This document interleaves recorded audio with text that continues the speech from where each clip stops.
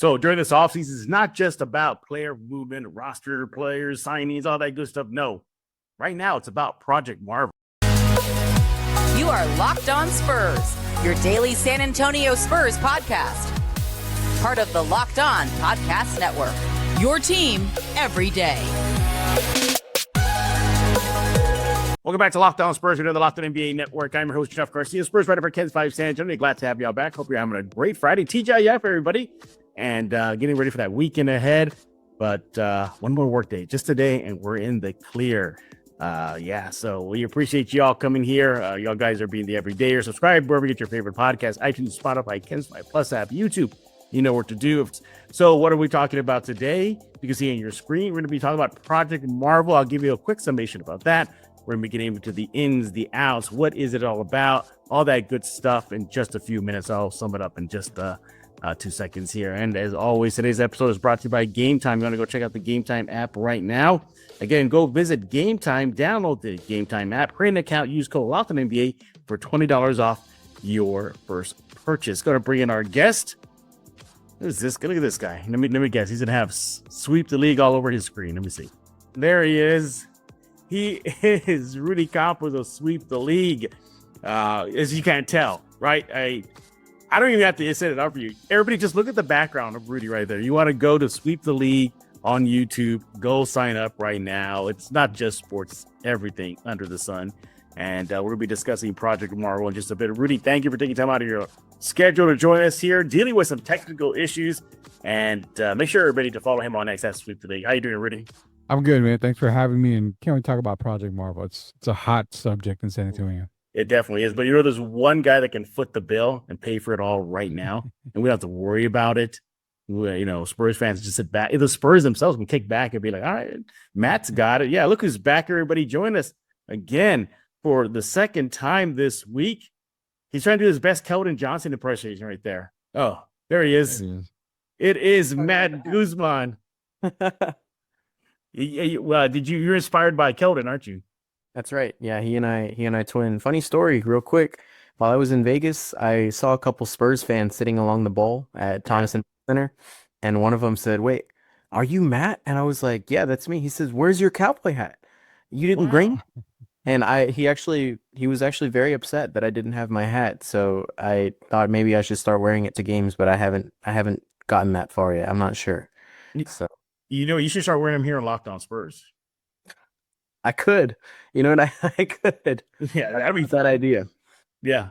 Yeah. Well, you see, if you put it on, then you and Keldon are going to make that instant bond. That's true. Maybe for me. Yeah, exactly. And by the way, thank you for footing the bill for Project Marvel. We appreciate that. So discussion. Yeah, everybody. I mean, it was to you and your bet that you sent me with to Vegas. So that's right. Yeah.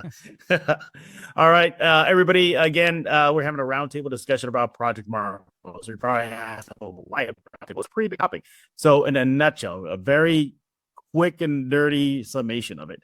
Project Marvel is basically this huge endeavor to basically transform downtown San Antonio into a massive sports entertainment district that includes a new basketball arena for the Spurs, basically. For those that don't know, San Antonio Spurs do not play in downtown San Antonio. They are miles and miles away from the center, the heart of San Antonio, and the east side of San Antonio. And it's a pain in the you-know-what to get there, right? And there's nothing around there. There's no shopping. There's no bars. There's nothing. Spurs try to make an experience after games. They have like kind of a backcourt thing. Not the same. Once a game's over, everybody books it. So to resolve that, and among other things, you know, redo the Alamo Dome, create new shopping centers, sports bars, etc. Just redo downtown San Antonio, Project Marvel. But it's going to be about projected 1.4, 1.6 billion, and there will likely be overcharges. Now, the Spurs have already officially committed a little over $1 billion, about 1.56 to the project, which goes not just for the Spurs arena, the new arena, but also for other community endeavors. And they even said they'll handle the overcharges. And we know there will be overcharges. But what got things going was a San Antonio councilman, when local leaders were talking about it, he had a lengthy discussion and it opened eyes. This is what the meat of it was. He dared the Spurs to consider relocation. He just said, yeah, think about it, go for it. in a nutshell, he's saying you're not going to find a better deal than what they're right now the city is giving you. He even said no more Austin games if the residents of San Antonio going to commit to this. He just went on and just saying like, hey, there's other ways we could use this money. And he reminded everybody about the broken promise of revitalizing the East Side and said, well, if y'all have this money now to pitch in for this project, where's this money going? If we had it, why couldn't you do it to help the East Side where the arena sits right now? So he just said a lot of stuff and it got Spurs fans talking. That's why we're having a roundtable discussion. And, I want to start off with you, Rudy, because you and I had a discussion about this on your show, Sweep the League. Is this pie in the sky? Is this project just too much for this city to handle? Too much to handle? No, as far as, construction, space, stuff like that. No, but when it comes to the financial side, yeah, it's a big yes. I mean, San Antonio, number wise, is, in debt, and it's going to keep going in debt, and that's going to be for the foreseeable future. So one thing that, Councilman McKee Rodriguez was basically bringing up was the increase of property taxes, basically outpricing our own citizens in San Antonio. A lot of great points, but a pie in the sky type of dream. I mean, the city can handle it. There's no doubt about it. They tore down the Institute of Texas Culture in that area, so they freed up a whole lot of space right there to start the arena project. But you got to also remember, too, did they consider the fact that you have a lot of residents in that area? That whole side where the Alamo Dome is, that whole part of the city isn't exactly the highest income in San Antonio. So property taxes in that area are going to go up tremendously in that part because you're putting in a new arena and another type of entertainment district. Can those people even, afford to take a higher tax, pay a higher tax? Are we talking about citizens being put out of their homes because they couldn't pay?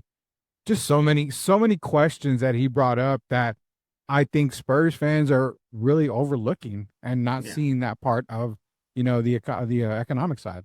Yeah. And Matt, you hear the other side where Spurs fans and other community members, not just fans, and just residents and members, even some that don't have any interest in the team or sports in general, they're just saying, well, overall, the big picture is, if you build it, they will come. So that means maybe an all-star game comes to San Antonio, maybe bigger shows come to San Antonio, not just NBA wise. Those fans feel like the fans against it are being short-sighted. They're not seeing the long run. Is that what needs to be pushed here? Is the long-term future of the city and revitalizing downtown? I think it does, especially because, we're talking about this project. It can't even really take shape, or like it can begin, the process of building or doing whatever needs to happen. But I mean, the Spurs are locked in the Frost Bank Center until 2032. Yeah. We still have another 6 years of things as they are, obviously adding some more construction downtown. This is going to become a real thing. But I mean, everything that has to do with Project Marvel, whether it be the arena or the necessary improvements in the area that they keep citing, it's going to take time for all of that to shape and come together. So when you think about the project as a whole, you do have to think about the city and long term. What is it investing into, and is it a good idea? To your point, absolutely. I mean, in 2032, we don't know what other leagues might do. Maybe it's another professional team. Yeah. There's several things that are going to be in the air from now until then, and moving forward once that downtown arena, is built, if it ends up becoming, if this is real. And so I think it's just one of those things that everybody wants to kind of. A lot of people want answers about what it's going to look like right now, and I don't even think that's quite possible. Given how preliminary everything is and how far in the future we're talking for something like this to exist. Rudy, does this thing feel like it's being rushed? It feels like if they wanted to get this done, they could have done this years ago. But now they're doing it now, and it feels like, because not just the Spurs are starting to trend upwards, they're likely going to be a good team probably starting this upcoming season. But it just feels like, why didn't you strike when the iron's hot? Why didn't this bring up maybe at the tail end of the Big Three era, maybe in the Kawhi Leonard part where he was still pretty good? Why now? Well, you hit the nail right on top of the head. You got to strike when the iron's hot. I mean, you've at the end of the Big Three era, that would have been a terrible time to ask for a brand new arena, to even bring it up, because you've had a lot of the struggles, and then all of a sudden you go out and get a Victor Wembanyama, who is the face of the franchise now.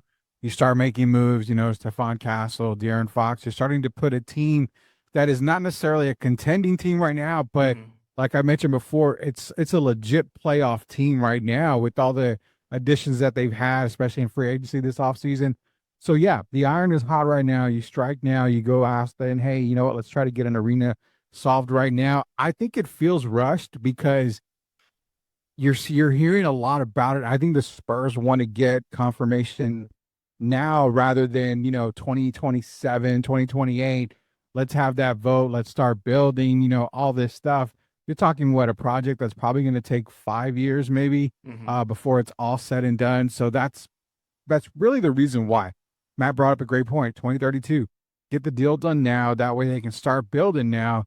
By the time that season comes up, you're able to just move right on into the arena. But there's a lot of different roadblocks that a lot of people, I guess, are overlooking. And I think personally, nothing, on the Spurs, I think they felt like, well, hey, we've been in San Antonio for so long. This should be an easy deal for us. Now you've got councilmen and councilwomen that are kind of like, hold off. We need to ask these questions because the Alamo Dome was built, for conventions and to attract the football team. You gave it to the Spurs. They didn't want it because it wasn't loud enough.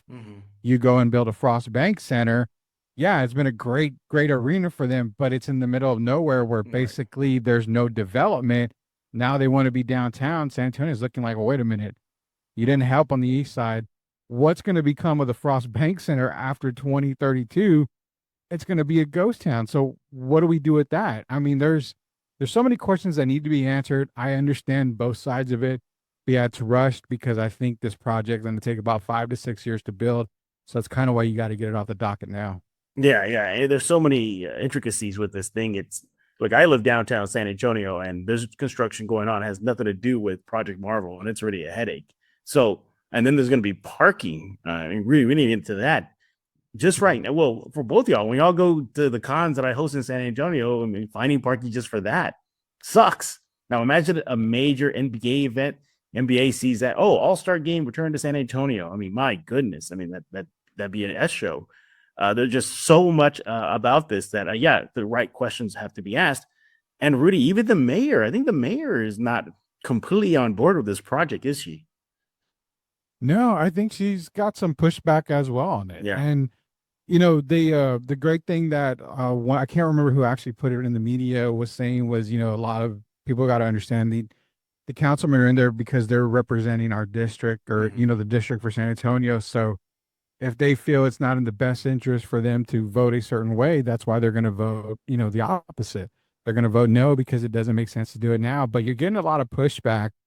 And I'm starting to wonder if that is a concern for, Spurs investors and Spurs ownership. Like, hey, we're getting a lot of pushback.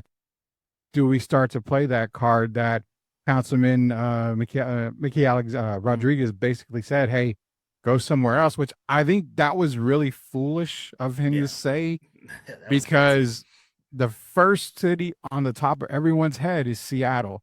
Seattle's already got everything ready to go. They will not hesitate. And I even want to say they're probably willing to pay as much as they can for a team to relocate. I mean, out of their own pocket. So daring, the San Antonio Spurs, well, hey, why don't you just get up and move if that's what you want to do? That was a very foolish thing to say. And there are two cities out there right now that are dying for an NBA team that would do anything and everything to get them. So, yeah, very foolish on that part. Yeah, that being Seattle and then Las Vegas. Don't forget, Matt, Las Vegas already plucked 2 teams from San Antonio, a hockey team and a WNBA team. You know what, Matt, when we get back, we're going to start off with you, but let's go ahead and take our first break. We're talking about Project Marvel, the endeavor to pretty much transform downtown San Antonio into a major sports entertainment district, including a new arena for the Spurs. We're going to be discussing that and more right here on Locked On Spurs. Hey, but first I want to talk to you about Game Time. Look, we all been there, logging in early, waiting online forever for concert tickets to go on sale. Won't lose your spot for that show you're dying to see. Music, live music that is, should not be a headache. It should be about making memories, not dealing with the stress of ticketing and shopping. I mean, that's just bad. This is where Game Time comes in. Game Time makes getting concert tickets faster, easier, pretty much than ever. Prices actually drop as it gets closer to showtime, and you can save up to 60% off with killer last minute deals. You get panoramic seat views, so you know where you're going to be sitting before you even buy your tickets. You have the Game Time guarantee that has your back with cancellation protection and so much more. They have it all. Yeah, the price you see is the price you pay. No hidden fees on Game Time. Take the guesswork out of buying concert tickets or just tickets in general with Game Time. Download the Game Time app, create an account, use code LOCKEDONNBA for $20 off your first purchase. Terms apply. Again, create an account, redeem code LOCKEDONNBA. That'll get you $20 off. Download the Game Time app today. Last minute tickets, lowest price guaranteed. We're back right here, joined by Rudy Campos of Sweeps the League, Matt Guzman of Spurs on Sports Illustrated. It's a roundtable discussion about Project Marvel, the endeavor to transform downtown San Antonio into a new sports entertainment district, including a new arena for the Spurs. Now, Matt, what's been brought up a lot with fans that are saying, no, we don't like where this is going, is that the ownership, they got deep pockets. It's not just Michael Dell. There's the Airbnb owner. There's Dell himself. And as the council member brought up, like, these guys can't afford this new thing easy peasy. Where do you think Spurs fans stand on that? Like, hey, why should we, the residents, pitch in when you guys have all the bucks? Absolutely, and it makes sense. It's a very sensible argument when you look at who backs the Spurs, the kind of names that are associated with the franchise. Considering they were able to pull that deal for Frostbank Center a while back, and now they're looking for another one. It makes sense to me. I think fans are really worried about what it's going to look like for them. Are they going to have to pay for this new arena? And we mentioned earlier, if maybe fans aren't into sports or aren't into the NBA, why should they have to pay more? To find something that they don't even care about, and I think that's a big concern for a lot of residents for sure. And I think that's why, obviously back when he was mayor, something Nierenberg had said was that, we're not going to use these property taxes. We're going to use, there's a lot of other ways that we can get this done. Right. I think the biggest thing for fans right now is they want to see some proof to that and hear some other ideas and other ways that this can get done without it coming straight from them and their pockets. Yeah, exactly. Now, the proposed way to fund the whole complex is through, I think, higher car rental taxes, basically like tourism taxes. If you stay at a hotel, more taxes there, rental cars, more taxes there, et cetera, et cetera. So we're going that. But it's not like the residents will pay, quote unquote, as well, Rudy, because let's just say this thing goes through and everything's great. Can you imagine how much tickets are going to be now moving forward? Can you imagine how much just parking is going to cost? Can you imagine just how much you, Rudy's a family man, taking your family out to a game? And by the way, everybody, I think there was only going to be a handful of tickets at $25. I think they said they're going to set aside 500 seats for $25 tickets. That's nothing. That's nothing, Rudy. Yeah, again, it goes back to what the councilman had said. You're basically going to price out residents, and I mean, I think for mid-bowl right now over at the Frostbank, what is it, like $100 for one ticket or around the mid area? You go upper level, you're in the like the $40, maybe $50 seats right there. So just to come to think, the new arena, those $100 tickets per ticket is going to go up to probably $145, $150 per ticket. So a family of three, you're sitting at what, $450, parking, say another $30 to $50 maybe. So you're already at $400 rough, or $500 roughly. The pricing is going to go up, and I think that's where the biggest concern, or one of the biggest concerns, is that if you get a new arena, can you at least keep those tickets at a really good affordable price? Because now you're banking on tourists coming into San Antonio. You're banking on companies, HEB, Whataburger, all these other companies to come in and buy, good amount of tickets to give their employees or to give away, maybe some suites, stuff like that. You're counting on a lot of stuff. And we saw it, Jeff. I mean, I think you and I talked about it. They haven't been profitable for quite some time. Even during the championship runs, there were some years they weren't very profitable. So if we couldn't afford to go to games at that time, and the ticket prices go up, Yeah. what makes you think people are going to be able to go to 4 games this time? And the simple comment of, well, you got to make more money. There's just not an option to make more money in a lot of people's cases. Matt, what did you think about the whole argument that the council member was bringing up, was saying, fine, Spurs, if we go ahead and help fund this new arena, then no more games in Austin. What do you think about that? I think I understand where he's coming from again. I think I liked what Rudy was saying. I think his entire spiel, a lot of it was he kind of jumped the gun a little bit. He definitely showed he was irritated, that kind of thing. Necessarily the most well thought out and then, patient argument. But I understand where he's coming from. If we're going to pay all this money for you to be here, why are you going to go to Paris? Why are you going to go to Austin? Why are you going to go to Mexico City? And obviously that kind of goes directly against what the league and the Spurs are both looking to do. They're trying to globally expand. And when you have a player like Victor, it's almost dumb not to send him to Paris, to attract that fan base. And, specifically with the Spurs, you and I have both talked to Brandon several times about that effort and what it looks like. That's something that's at the core of what they want to do right now, is to grab more people from Austin to, I bet you if we talk to him right now, he would say that, if they do get this new arena, they're going to want Austin fans to commute to downtown San Antonio for games. Yeah. And so I think it makes sense to me, but it's one of those things where, that could potentially be a big point of contention. Right. If the city and the people who are funding this project are going to start pushing back against those global games or those Austin games. And it'd definitely be a thing to watch for. Yeah. Rudy, friends of the show over at San Antonio Sports Star on the Blitz, they had this discussion as well. And one thing they brought up was that if you look at how this all started, Project Marvel was started by the Spurs. The city is the one that started it. The city is the one that got this ball rolling. And the Spurs were then roped in. And then they're like, all right, cool. Yeah, we're down. Yeah, we'll go in it. And now it feels like they're the ones getting dumped on when it wasn't their idea. Where do you stand on that?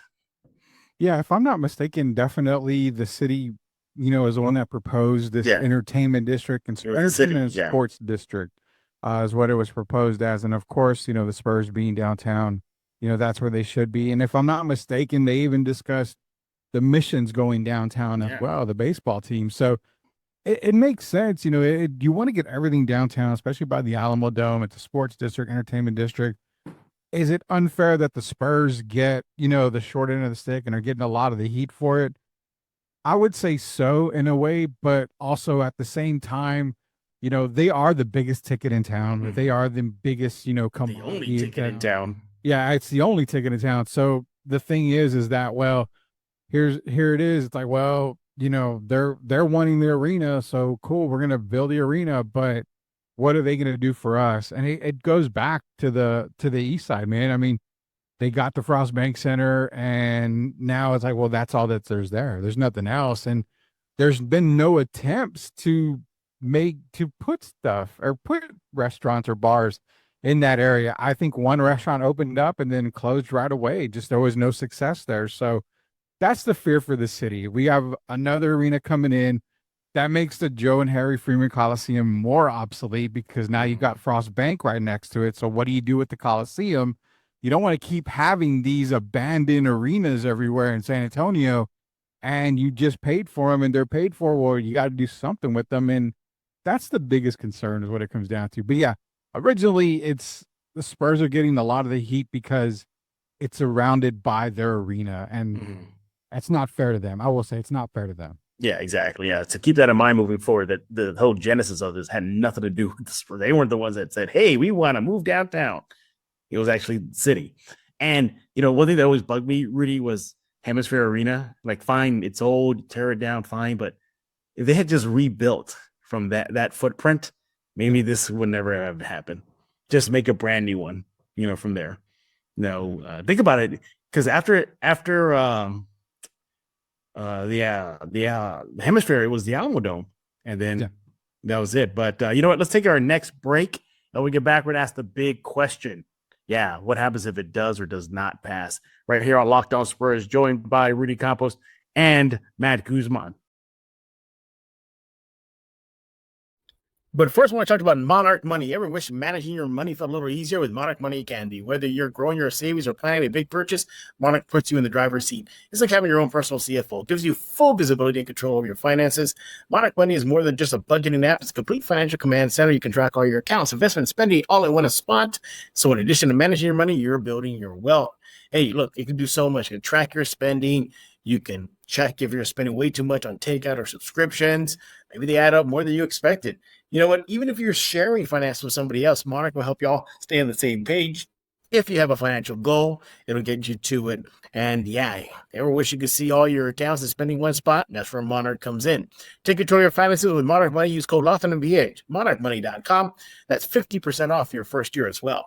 That's MonarchMoney.com. The code is LOCKEDONNBA for half off your first year. We're back right here on Locked On Spurs, joined by Matt Guzman, Spurs on Sports Illustrated very own. Follow him on X at MattGZMan and Rudy Campos. They'll sweep the league. As you can tell on the screen right now, right? Definitely sweep the league. Look at that. He's letting everybody know he is sweep the league. More on that in a bit. Hey, so we're up against the clock right now. So let's ask the big question. So we kind of hit the big highlights of this, what it is, how it started, the money involved and whatnot. I'll start off with you, Matt. In a few words, how would you describe it if it does pass and if it doesn't pass?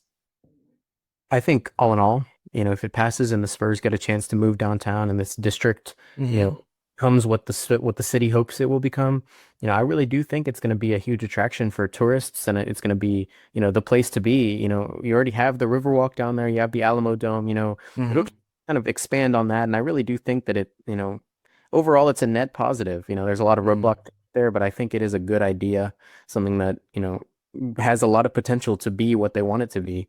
And if it doesn't pass, I personally don't see the Spurs, taking the bait and moving and leaving. I think that they're okay with where they're at right now. I think they would love a new arena, love more attention as they get bigger. But at the same time, if it doesn't pass and they do get bigger, they could see growth on their own from where they're at right now. And I think that that's something that they'll probably be interested in doing more so than just picking up and leaving. Wow, you hear that, Rudy? So Matt believes even if it doesn't pass, there'll be no relocation talk. Where do you stand on if it passes and if it doesn't? I believe at the end of the day, it does pass. It's kind of like when you go to a collectible show, you're hemming and hawing about whether to buy that comic or that toy, but you're going to buy it. And I think that's what the fans of the citizens of San Antonio are looking at. They've got legit concerns. I 100% agree with all the concerns that's been brought up. But at the end of the day, city council is going to look at it and say, okay, well, we can offset the tax by doing this and by doing that. Plus, I really think that the Spurs ownership would probably do a little bit more as far as the, just over the $1 billion mark that they're going to pledge to it. I think they do a little bit more because at the end, because it's going to be more revenue in their pocket when it's all said and done. I mean, that's just all, Peter Holt's going to be using, Holt Construction. So that's going to come right back to him. So I think they're going to do a lot of it at the end here. I think it passes. If it doesn't pass, I think they flirt. They kind of do a Tim Duncan where they flirt with Orlando type of thing of going. But at the end of the day, they stay at San Antonio. I don't think they go anywhere. Something won't get done. Yeah, I think it will pass, but by the skin of its teeth. I don't think it's going to be like a landslide like the then SBC Center was. I think it'll just be, narrow vote because there are. I mean, if you're to give me all your arguments, Matt, on why it shouldn't pass, I probably would. Yeah, I can see that. Or if Rudy tells me why it should pass, I'll be, yeah, I can see that. I mean, it's so right down the middle. But I do believe it will pass, and the city of San Antonio will get a new entertainment district. Now, I don't think it'll be done all at one shot. I think they do in pieces. Like phase 1 will be the Spurs Arena, phase 2 renovations to the dome, and then phase 3.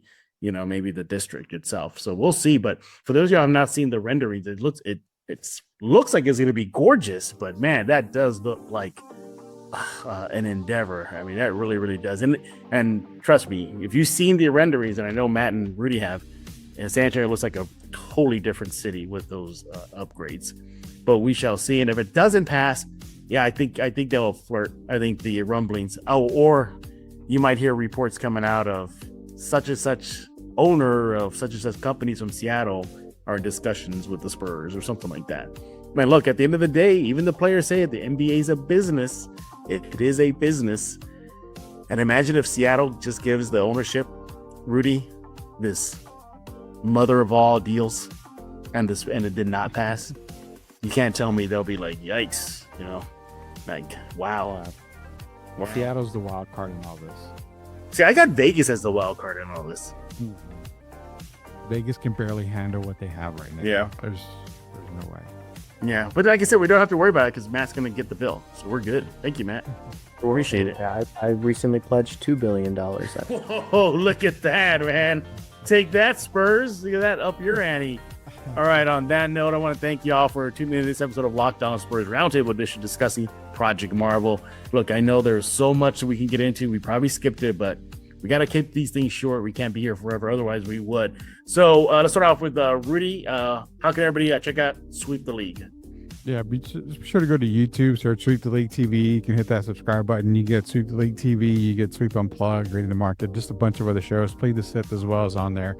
A bunch of other shows. And I'm just going to say right now, if the Spurs get the arena, I hope Jeff sponsors the Frost Bank Center by putting up a Spirit Halloween sign up there. Very cool. That'll be the biggest Spirit Halloween store we've ever seen over at the Frost Bank Center. That'd be awesome. That'd be all. You know what? I wouldn't be surprised. That's what it turns into. That's what everything turns into. Thank you, Rudy, again for taking time out of your schedule. Matt, what's going on Spurs on Sports Illustrated? Well, I mean, as usual, it's just the off-season stuff, but I'm going to find some new angles, talk to some new people, and get some stories out. The most generic answer I can give you right now. All right. Look, we're all going through it right now, Matt. You're not the only one. Everybody's just, look at me. I mean, I've even scaled down Locked On Spurs to like 2-3 times a week now. So, I mean, it is what it is, but it'll pick up soon. And then guess what, guys? We'll be wishing it was the off season again. So it's nice and quiet right now.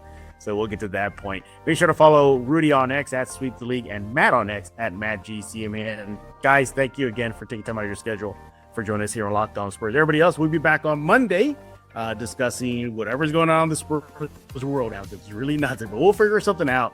And I believe our guest will be Casey Vieira, so he'll be kicking us off on Monday. And subscribe to Locked On Spurs wherever you get your favorite podcast: iTunes, Spotify, Kinsfly, Plus app, YouTube. You know what to do. Go subscribe right now. Thank y'all for getting those subscriptions on YouTube. Over 8,000 now, so we definitely appreciate it right here on Locked On Spurs. So for Rudy Campos, I am Jeff Garcia. We're going to put a lock on this episode of Locked On Spurs.